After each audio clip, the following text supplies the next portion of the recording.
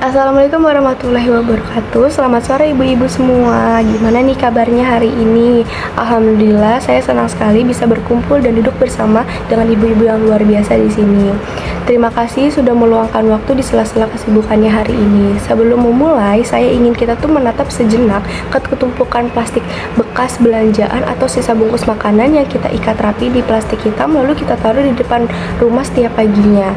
Ibu-ibu, di sini saya tidak untuk mengajari cara memilah sampah karena saya yakin ibu-ibu sudah hafal dan mengerti urusan mengatur rumah tangga. Tapi saya ingin bertanya satu hal. Menurut ibu-ibu, apakah sampah yang kita buang itu benar-benar hilang setelah diambil truk sampah atau sebenarnya itu hanya berpindah tempat saja yang perlahan-lahan tuh sedang mengepung masa depan kita di lingkungan ini?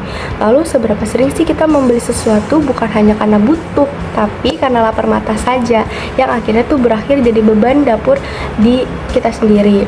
Mari kita ceritakan apa sih yang biasanya membuat kita tuh sulit mengerem keinginan belanja barang yang ujung-ujungnya tuh cuma jadi sampah.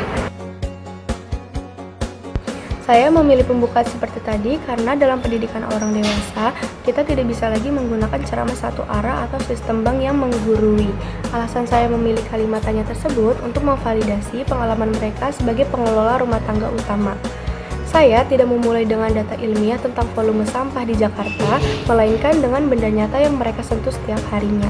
Ini bertujuan agar peserta tuh merasa bahwa materi ini adalah milik mereka, bukan sekadar teori dari buku saja.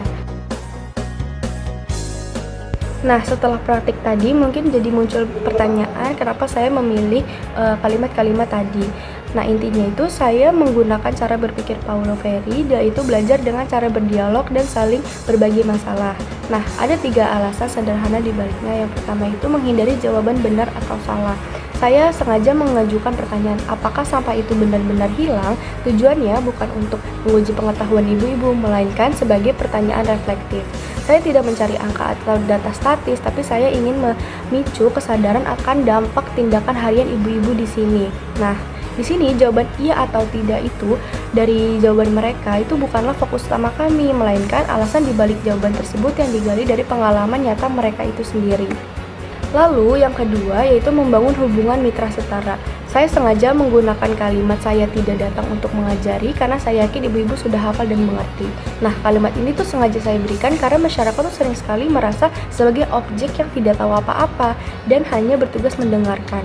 Nah, di sini saya menempatkan diri sebagai rekan diskusi yang menghargai pengetahuan lokal mereka, bukan sebagai ahli yang merasa lebih pintar. Lalu yang ketiga itu ada membongkar akar masalah atau problem posing. Saya menerapkan konsep problem posing untuk membongkar akar masalah. Alih-alih menyalahkan faktor eksternal seperti truk sampah yang terlambat mengambil sampah atau sistem pembuangannya, tapi saya mengajak mereka tuh menoleh ke gaya hidup yang konsumtif dengan menyentuh isu lapar mata tadi.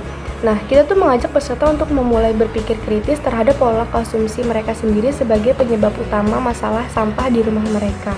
Jadi, melalui pendekatan ini, proses belajar tuh tidak lagi terasa seperti ceramah satu arah saja, melainkan sebuah proses penyadaran bersama untuk melakukan perubahan perilaku yang nyata. Sekian, terima kasih. Wassalamualaikum warahmatullahi wabarakatuh.